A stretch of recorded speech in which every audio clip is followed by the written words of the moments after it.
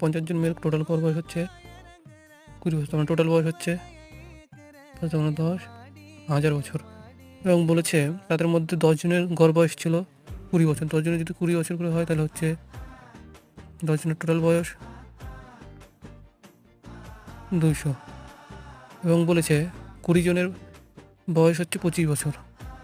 20 জনের 25 বছর, তার মানে টোটাল বয়স হচ্ছে 25 জন 50, 500 বছর।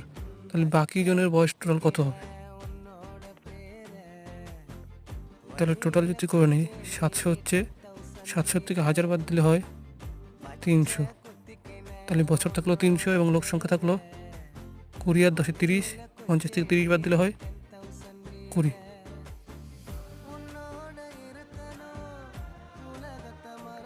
একজনের বয়স হচ্ছে 15 বছর করে, তাহলে উত্তর হবে 15।